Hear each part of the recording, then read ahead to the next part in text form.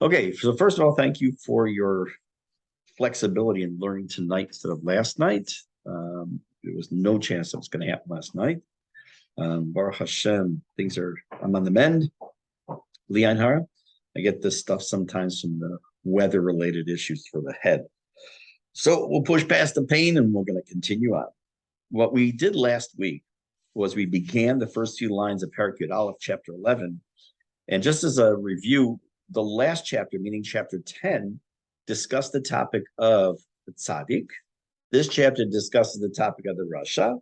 And starting the next chapter, we're going to start getting down and dirty, so to speak, in the nitty-gritty of the topic of the Benoni, which will take us, he'll talk back about the rasha and tzaddik along the way, but the Benoni is going to be the main focus for the rest of the book. After all, this book is called the book for the Benonim. And it's, again, really important to stress, especially tonight. We're going to look at some stuff that's going to sound kind of out there, to suspend all of your preconceived ideas of what the word rasha means. Because his definitions, and I said this at the very beginning months ago, the definitions of tzaddik, rasha, Benoni that we are used to is a total perspective that's different by the Admor HaZaken. You'll see that even more so tonight. And you may begin to question yourself and say, wait a minute, maybe I'm not even maybe I'm just a rasha based on what he says. Chas v'shalom. But you're going to have to see why that's not true. We have to get through the chapter. We won't finish it tonight, I don't think. We'll have to continue Bezrat Hashem with it next week. Okay, so what I want to do is, I already read the first few lines, and before I reread them, because I want to go back to it, I want to read kind of an introduction to this parak from Rav Ginsburg, which will help shed some light on this whole idea of what exactly it is we're going to talk about and why it is a little bit out there. Okay, he says as follows. I'll kind of read this kind of quickly, but I will translate slowly. After the Admor HaZaken has explained to us what exactly is the situation when the Nefesh Elokit completely wins, ad kedei hafichat hara letov, to the point where even any shred of evil that's left has been transformed into good. Again, we're talking the last chapter of the tzaddik v'tovlo, or the tzaddik gamur, same thing. The chilukei hadargot shebazeh bein tzaddik gamur and tzaddik sheina gamur. And he also discussed and explained to us that there was one level of tzaddik gamur, one level only, and what's called the perfect tzaddik. That's it. But everything below that, until you get to the Benoni level, everything else are tens of, as he referred to it, tens of thousands of levels of a tzaddik sheino gamur. And what was that based on? Remember that a tzaddik sheino gamur he was a tzaddik, but still had some tiny netiyah or an inclination, not that he did anything, but a thought, a little still until he tiny yetzer hara to do something, but it was batal. It was like nullified in him. For some, it was a larger amount, some for a smaller amount, but that was the tzaddik sheino gamur. After he explained that to us in the last chapter, now in this chapter, chapter 11, he wants to explain to us the exact opposite situation. When the evil overcomes the good. Now, it sounds right now like according to, and even though we did read it last week, even if you don't remember what we said last week, it sounds like right now that if in any way, shape, or form the quote evil overrides the good in the person, he's a rasha, and all he has to do is one bad thing. Maybe, maybe not. We'll have to see. And in accordance with what the Admor HaZaken said in the first chapter,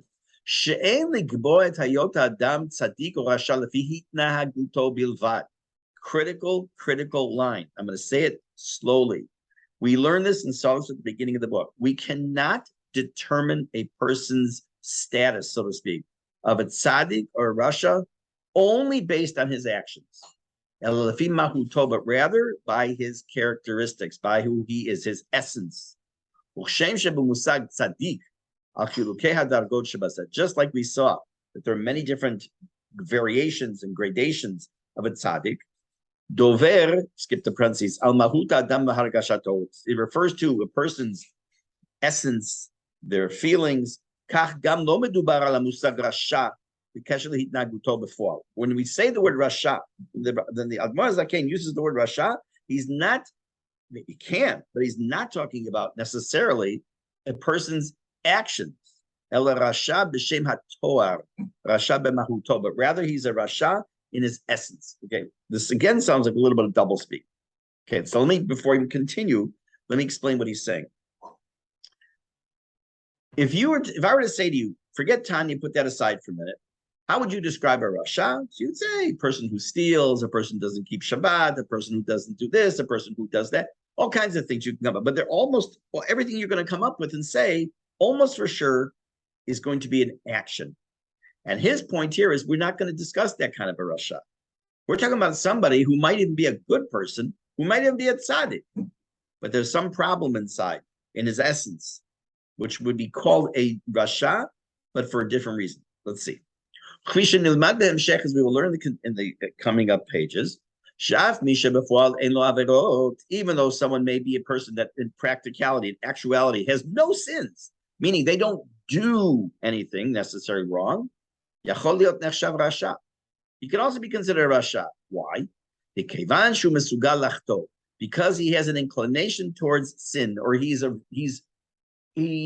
potentially able to sin. Because sin and the thoughts of sin, the ideas of sin, has not yet been completely eradicated from him. Now, how does that work? Why isn't he just a tzaddik viralo? Why is he rasha v'tovlo and rasha viralo, which we're going to see? We'll come up to that. Hino mahut adam kazesh kilu ena kadosh baruch hu balabayit hayachid. It's the essence of a person when he has this almost this feeling that from his perspective that Hashem is not the only landlord, so to speak. He is inclined at times to go against the will of God. And even if he didn't do something actually, physically, but internally, he throws off the yoke of heaven. He has no fear of God in front of him.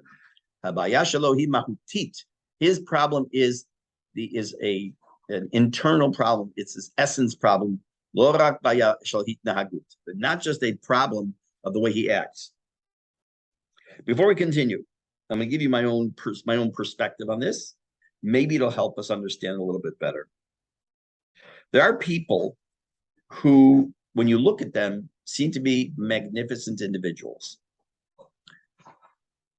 Let's not use the word tzaddik for a moment, because I don't want to muddle it up.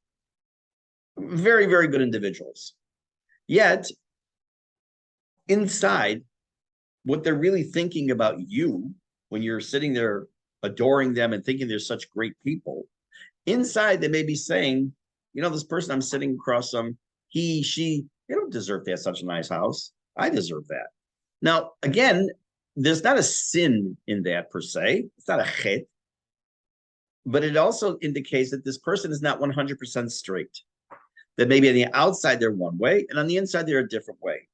Now, he's going to use this concept of machshava, dibur, ma'aseh, phrase we've used hundreds of times, thought, speech, and action, and how he's going to define what does it mean to be a rasha v'tovlo and a rasha v'lo.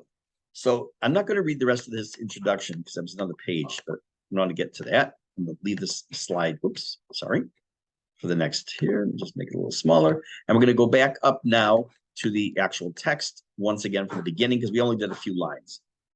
I'll make this a little bigger. Okay.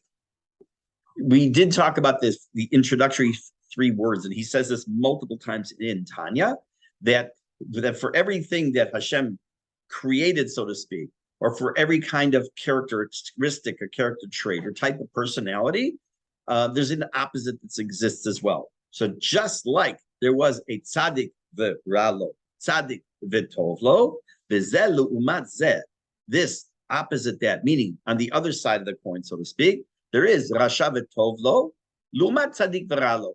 Just like there was a tzaddik v'ralo, which meant that he's been able to eradicate from himself almost all the inclinations, not he's doing anything, the inclination to do something wrong, and there might be a shred left, and he's called a tzaddik v'ralo, So too, there's such a thing on the other side of the coin, a rasha v'tovlo, a rasha that something's good for him. Again, what does that mean? We will see in a moment. Dahainu. Shatov shebenafsho elokit shebemocho ubechalal yemani shebelibo. That the good that exists in the rasha, in his brain and in his right side of his heart, kafufu batel gabe hara, has somehow subjugated itself to the evil. This is the opposite of what we talked about with the tzaddik viralo. The rasha v'tovlo, he has some tov in him. He has some good, but somehow it's still subjugated by the evil that's in him. And that's called rasha v'tovlo. I'm going to take off my glasses so I can look at my book. This also breaks down into tens of thousands of possible categories, broken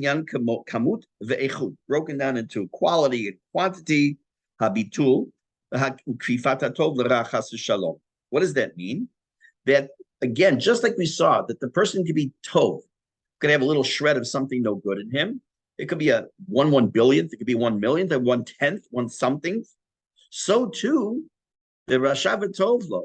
He's a rasha, but there's a small amount of tov in there, and there's all different types of percentages you can make up of how much that tov is in that particular individual.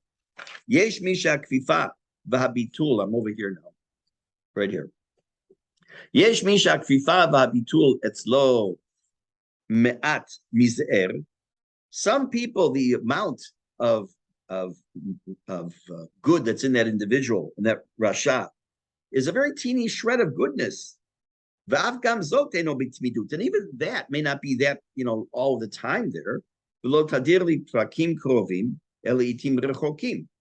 Maybe it's only, other wild times or distant times. That the evil is able to overcome the bad, the good rather. Sorry, and somehow his inclination of being the rasha overpowers, as it were, that which is in him, the little bit that's good inside his body.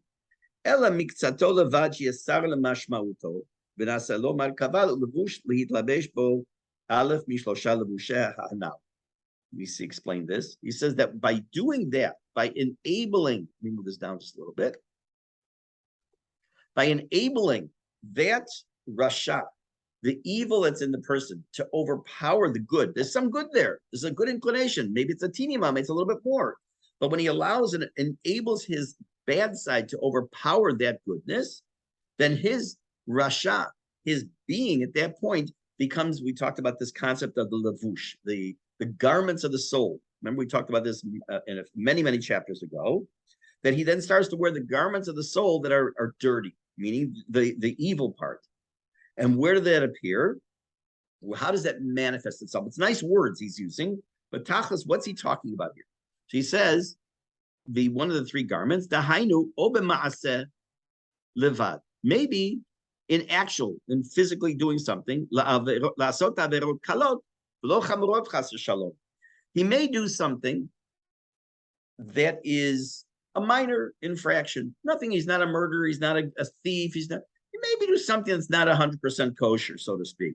That's maybe the one little thing he'll do where the rishut, the evil part, takes over and banishes any potential little bit of goodness that was there for that moment. Or b'dibur levad. Maybe it's just with speech. Maybe he'll talk lashon hara, or not lashon hara, avak lashon hara, which is indirect lashon hara. It's not actual. It's connected to. It means the dust of lashon hara, or leitzanut, or just stam foolishness, something like that. Oh, b'machashava levad, or maybe he's not doing anything wrong. He's not speaking anything wrong, but he's thinking improperly. For example, he tells us that the actual thought process of wanting to do an avera sometimes is even worse than actually doing the avera. Why? If you remember what we talked about a long time ago, about what's the difference between thought in speech and action. Remember that thought is the highest level. It's the level that in which we have the Ratzon Hashem becomes a part of us. You remember this. So what we are doing is we're corrupting the highest level in us, which is even a lower level than actually doing the Avera sometimes. I'm going to read another couple of lines and I will re-explain some of this. Even if he doesn't really think about doing the actual Avera, or he's just thinking about male-female relationships, that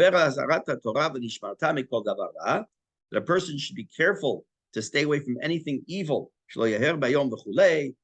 Again, I apologize. I'm going to read it through quickly these lines and come to explain. Or instead of, it's not that he's thinking about impure thoughts. What does he do? He had a chance. He could have learned Torah. Instead of sitting down to learn, he just, his mind wanders to something else. Not even something asur. As we learn in Pirkei Avot,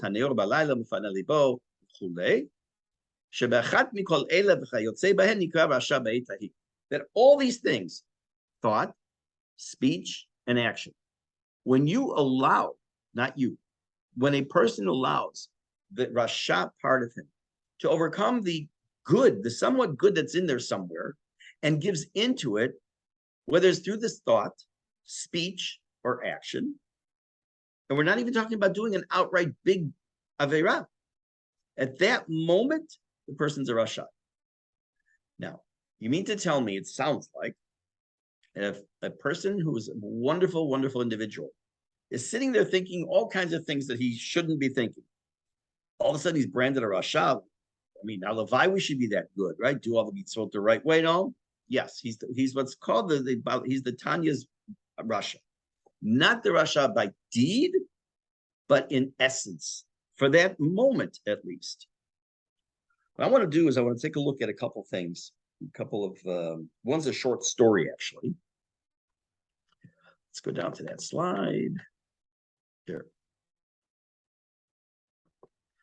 There's a story, I cut the first line up there. Sorry, I'll read it to you. The story about Elimelech from Lezhensk. Rabbi Elimelech was a known tzaddik, tremendous tzaddik.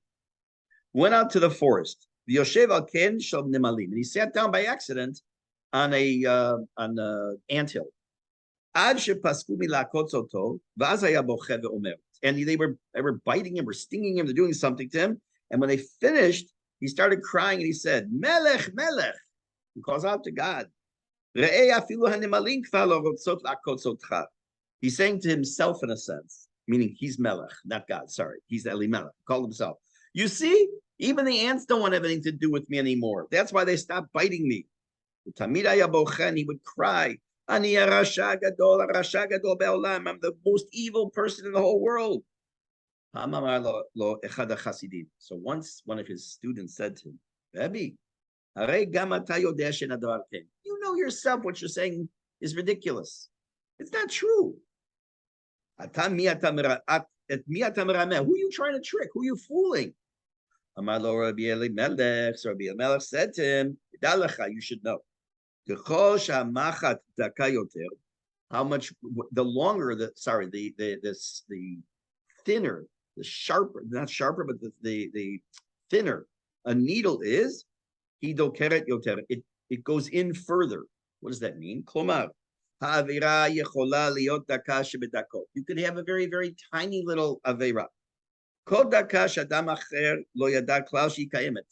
avera that maybe another person, if they were having that thought or doing something, it wouldn't even appear to them that there was an avera or a sin.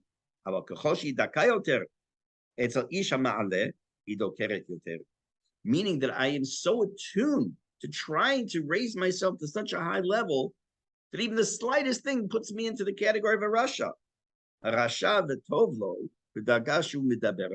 the concept of Rasha v'tovlo, and remember we say that does not mean a Rasha who things are going well for him. It means a Rasha who has some good in him. The level he's talking about. It's also not the average person. A person like this, who in thought, speech, and action was acting magnificently. But because of their level, that even the slightest little thing, the slightest little thought the wrong way would make them, so to speak, into a rasha, in quotes right now. Otherwise, he'd be considered a tzaddik on the outside. Nevertheless, rak imrak chata pam, even if he did a sin one time, and not even the simplest one, but and he hasn't decided to fix it, meaning to do tshuva. He's called the Rasha v'Tovlo. Look what Rav Steinsaltz just added in that story. And we're going to see this also. That's why I want to make sure you saw the story. It almost sounds like, if you didn't read this one line, that he did not make a conscious decision to correct his mistake. It almost sounds like we're all absolutely 100% Rishayim. Every single one of us. Because everyone sitting here tonight, everyone who's going to listen to this, is basically a good person. We all make mistakes, though. We all do averot. We do things sometimes minor, and sometimes some people do some major things that they shouldn't be doing. And for that time, they're called a rasha. Again, the Baal HaTanya is rasha. Once you think what I did was wrong, and you want to correct it, you have already backed away from that evil part, and your tov, so to speak, starts to seep through more. We're going to see it's a little bit what's called mufshat. In English is abstract. It's a little bit abstract, but let's go through the book a little bit more, and you'll see what I'm talking about, and hopefully become a little bit more clear. I want to go back to the text first to show you one more line, then we're going to go to the next slide. He said here,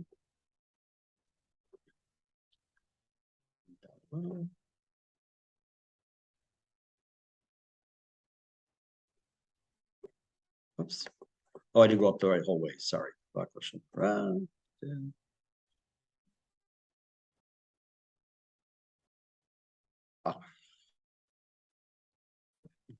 I wanted to finish a couple more lines here. See what it says here is that if he does any of these things, meaning he messes with his thought, speech, and action, even in something minor, a person who is a rasha, who has some good in him, but somehow allows the rasha part to take over, who does any of these things, notice that's really important. At that moment, that person's a rasha. Let's say I thought of something I shouldn't think about. And then it's over. The moment I'm having the thought, and my rasha took over the good little bit of tov that may be inside, then I become the rasha. I'm the rasha. As soon as that moment has passed and I'm not thinking that way, and especially if I think that way and say, whoa, back away, buddy. Let's move on. Got to change that thought process. I'm not a rasha. I'm back to being a rasha v'tov. Rasha v'tovlo, because my little tov has now taken back some of its land, as it were. I want to take a look at, I'm going to just read something to you. One line before we look at the slide. This is a line from Rav Steinsaltz that I don't have on the screen. It says as follows. He says, Yotzeifo, it turns out, Shemachashava levad yechola gam hi liot avera shel mamash. That even a simple thought, not simple, I'm using that in quotes, could also be an avera. Gam imen kavana lehotzia before, even if he has no intention of doing anything about it. You come into a store and you see that you had with you by accident, you only had 20 shekel and you need to buy 25 shekel worth of food. Okay, so the 5 shekel thing you pop in you think they're going to just pop it in your pocket. You didn't do it. You didn't take that 5 shekel worth of food and pop it in your pocket, but you thought about doing it.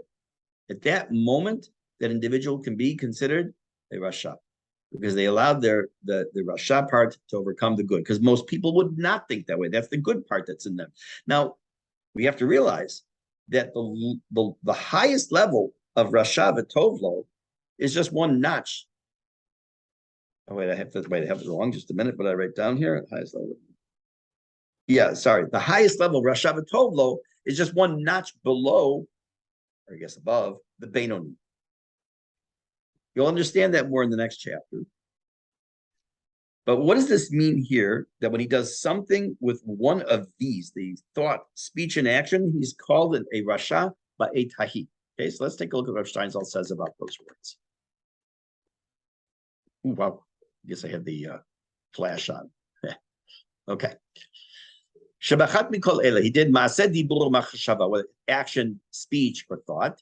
Chayotze behem, or similar things of those natures. Averot shenan chamurot, or something, quote, mild, not any of the big things.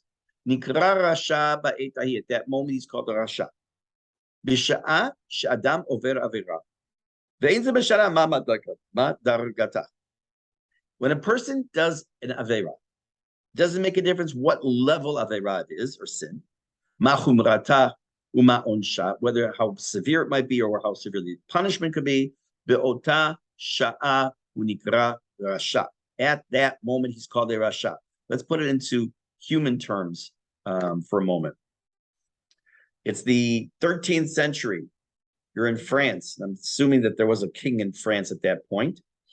And you walk up to the king of France and you spit in his face. You're a phenomenal individual. You have done everything to serve the king beautifully. You have fed him, clothed him, taken him for walks. You've done everything. And then you wake up one morning, you spit in his face. You will not last long on this earth because it's a death sentence. Well, what about all that other good stuff? Doesn't make a difference. Look what you did. At that very moment, you're the Russia. So he's saying at that moment, Kasher dover bechach, shechalukat hametziut lekrusha, uklipa היא חלוקה בין שני צדדים בלבד, שאין ביניהם תחום ביניים. Remember, we talked about this, that there's either kedusha, holiness, or klipa, which is the opposite of holiness. It's the absence of holiness. It has the potential, and there's no space between them. It's black and white. Kol havaya b'metziut chayevet liot o b'tzad kedusha, b'tzad klipa. Again, we talked about this. Every single thing that exists is either on the side of kedusha or klipa. In davar enenu b'kedusha u'memela b'klipa. Something that's not intrinsically holy is klipa. Lachein, therefore, b'bechina mahutit ein ze mishaneh kama chamura avera. It doesn't make a difference how severe the avera is. It's either you did the avera and it did something bad, or you didn't do. Just today in my Mesilat Yesharim class, I was talking about an example of theft. If you walk into the makolet and you steal 5 shekel worth of food, or you walk into the makolet and empty the cash drawer and take 10,000 shekel, it's the exact same isur. It doesn't make a difference how much you took. Now, when it comes to a civil court, there's differences. It becomes grand theft and it's petty theft, yes. But as far as halacha is concerned, theft is theft. Whether it's a shekel, whether it's 20,000 shekel or a million shekel, obviously it hurts more when it's a million versus 1 shekel. But it's either kedusha or it's klipa. Kasher adam oseh maaseh shel begida. When a person does some form of rebellion, lo yigu lo chabala chamurim, v'rak maaseh kolshu. Not he doesn't spy, he doesn't do like injuring somebody. You can discuss afterwards how much a person should be punished for that.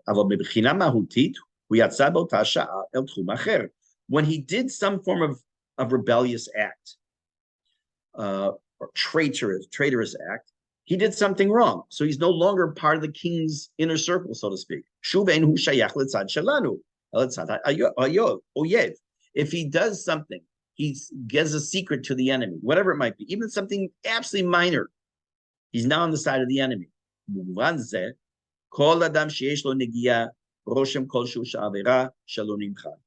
Anyone who has any involvement with any kind of avera, of any type, that's not erased, at that moment, he's now in the side of tuma, of ritual impurity. He becomes a part of the mechanism of tuma in the general world. Now, that's a pretty powerful statement. It should be a little bit scary, too. And again, we have to understand it happens to 99.9% of people who are Shomer Torah mitzvot. But you're not stuck there. You're not stuck. The one thing you have to understand also is that there is correction for this. It's when you stop doing the thought process, Stop doing the action. It's tshuva and all those other wonderful things. Now, what I want to read to you, let me do is I'm going to read a couple more lines of the text, and then we have a little bit longer of a piece, Rev Steinsaltz, that's going to bring a lot more of this into focus, because I will tell you that of all the, I remember when I was learning this myself a long while back, that this chapter I had a lot of trouble with. Because I even have a note here. Let me read to you a note here. At the beginning of this chapter, this is the teacher I was learning from, said, we will see that this title, meaning the title of Rasha V'Tovlo, applies to 99% of us when we think about it. Okay, but we'll eventually see why that's not so true, and especially since the book is for the Benoni, the middle of the road person. Wait a minute, how are you a Benoni if we're going to say? But let's take a look for a moment back to a couple more lines in the text, then we're going to come back to this one more comment from Rav Steinsaltz. Take a look down here. We left off right here. So this is where we're going to pick it up right here. It says Shahara. What does it mean at that moment? He's a Rasha. Shara shebenafsho goverbo. That the evil inclination that's in him overpowers him. Umitlabesh begufo, and is enrobed in his body. Umachatio umetamo, and it causes him to sin and to ritually defile him. V'acharkach. Afterwards. Here's where their tovlo kicks in. Afterwards, when he did something wrong like that, his good part, again, it could be a teeny sliver, it could be a bigger part, then overcomes the and brings out the nefesh elokit, or which comes from the nefesh elokit. Umitcharet, he feels bad about what he did. Umevakesh mechila uslicha me'Hashem, and he asks Hashem to forgive him. Hashem yistachlo. And he will, Hashem will forgive him if he does the proper tshuva, based on the way that the Chachamim have taught us. Based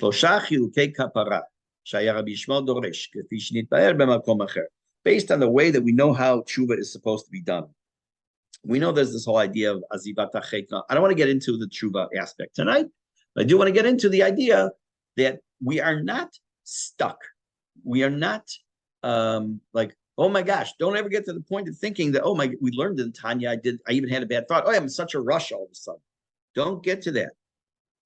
Yeah, really hold on for another 2-3 weeks until we start getting deep into the concept of Benoni. But right now, we're just talking terminology, that the person who has majority is not such a good person, but has some inclination to good. At the moment they do something bad, they're the Rasha. But when they overcome that, or they change their mind, or they start to do tshuva, and that's gone, that's the tov taking over. So they become the Rasha of a tovlo. Now, what exactly is going on here? So let's take some help from our dear friend, Rav Adi Steinsaltz. Zecher Tzadik v'Kadosh Livrach. I may not get through this because I usually don't give stuff from his book that long, but he gives a lot of clarity to this whole topic. So I'll get through some of this now at least. And then we may have to roll over to next week. Let me just take a look right now. What next week? Because Baruch Hashem, lots coming up. Next Tuesday, not Wednesday. So we should be, Bezrat Hashem, we should be good to go for next Tuesday. Okay. Harasha v'tovlo. The idea of Rasha v'tovlo, gam kasher chazar bo mehavera, even when he's done tshuva from the avera, gam afilu asa tshuva karaui, even if he did proper tshuva, and even to the point where Hashem forgave him. He's still not a tzaddik, nor is he considered a benoni. Ella Rasha v'tovlo. He's still at the state of being a Rasha v'tovlo. What does this mean? Kol Rasha, imenenu Rasha gamur. Any Rasha, again, means evil. Again, we're talking and as far as his essence, not his actions. Any Rasha who's not a complete Rasha, enenu tamid Rasha, is not always a Rasha. Just sometimes. Rasha kazeh, this kind of Rasha, yachol liot becheshbon zechuyot v'averot. Gam ish gadol b'torah v'masim tovim. This kind of Rasha could even be a person, when you look at their merits and their demerits, can be this tremendous gadol in Torah. Al hagdarat mahutol, but when it comes to qualifying this person's essence, Rasha. There's evil there, or he is evil. The qualification of a Rasha is not based on their action, but their inclination and way that they, in their neshama, so to speak, run their lives in what they want to do. What does that mean?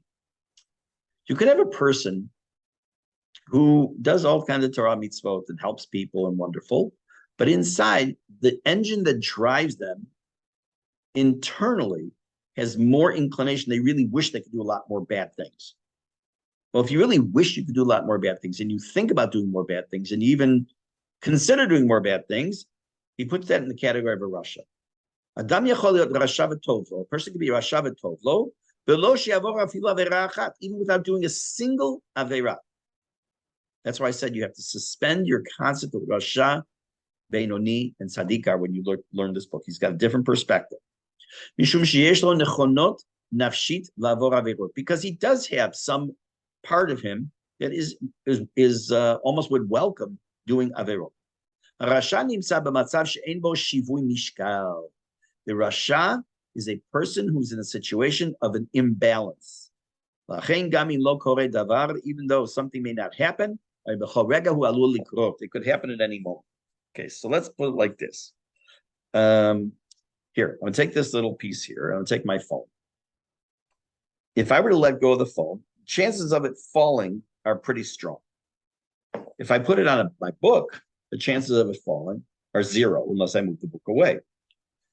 If we look at it from the perspective of what's happening below the surface, Pirkei Avot refers to this concept of a tree and the roots. You could have a very big tree, but the roots below the ground, if they're rotten, the tree is not going to stand. It's going to fall, even sometimes with a small wind. You may have a short tree, but the roots are very deep and very solid. And in that case, the tree is going to stand long. So in a sense, we're talking about that this person's tzidkut, or his goodness and his mitzvot and everything he's doing is external. He may be driven in some cases to do the right thing, but inside there's something really wrong with there's something rotten in the core, and therefore he's the Rasha v'tovlo, because sometimes that good does come out. He's going to give us an example. Hagdarat Rasha inana shu Rasha before. When we say when the Admor HaZaken, the Alter Rebbe, he does not mean that he's a Rasha in actuality, that he does things wrong. El shu Rasha potentia. Potentially he is. You could say, wait a minute, all of us are, because we have Bechira Chofshit. We all have free choice. But we're not talking about the fact that he has free choice and therefore has the potential to do something wrong. It means that his mind takes him there sometimes, and maybe his speech takes him there sometimes. He may stay that way his whole life. If he doesn't have any opportunity to do the sin, that may just stay there somewhere below the surface, but it's there. A person in his essence may be a thief, even though he may never have stolen. Because his Yetzer Hara does not necessarily draw him to the things he hasn't seen. What does that mean? Let's say I'm that person, that I am a ganav, I'm a thief in my essence. But if I don't have the opportunity to steal, am I a ganav? Am I a thief? No, not in actuality, but internally I am, because I want to do it. I just don't have the chance. He thinks only about the big money. He hasn't had the chance yet to take advantage of stealing that kind of money. If he did have that kind of opportunity, he would steal. I think I can give you a good example of this. He doesn't give this, but I think this is actually true. There are terms that are bandied about that not everyone understands. One of them is pedophile. One of them is child molester. And many people use the terms interchangeably, but it's not true. A pedophile can be a certain individual who has never in his or her life touched a child. Can they be that they can be a pedophile because their thoughts and inclinations go to wanting to do what they should be doing, even though they don't take action. They're called a pedophile. They're the molester. They are the all those other titles once they actually do something. So a person could be a good individual, yet have these thoughts to be about children, which he should not be having, and be a pedophile, having never touched a child in his or her life. In the same sense, that's what he's talking about geneva, about theft. Havchana lefi hagdarot elu. This distinction based on these parameters, ben tzaddik v'rasha, inana pshuta klal. Just like I said, this whole concept of making this distinction between a rasha and a tzaddik, it's not simple. The Malkom Acher, in chapter 30, in another place, we'll see, the author will describe this kind of person. It's a person who sits and learns Torah day and night. He doesn't even think about doing it there. And still, nevertheless, he can be still titled Rasha. Why? It's a person who is in their nature, they're cold. He doesn't have any particular drive or particular lust.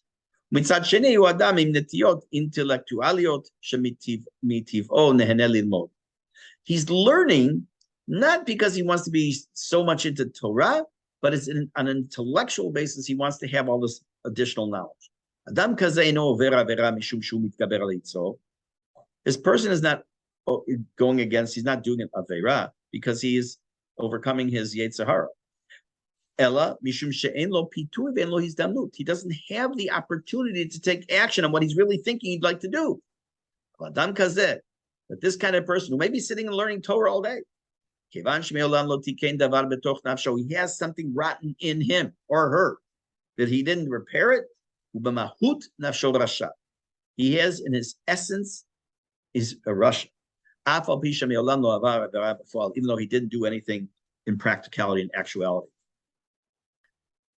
This is one, and even when I was learning this again myself from this rabbi I learned the book from, was one of the harder ones to understand on an intellectual level, because it goes against almost everything that we think and how we think.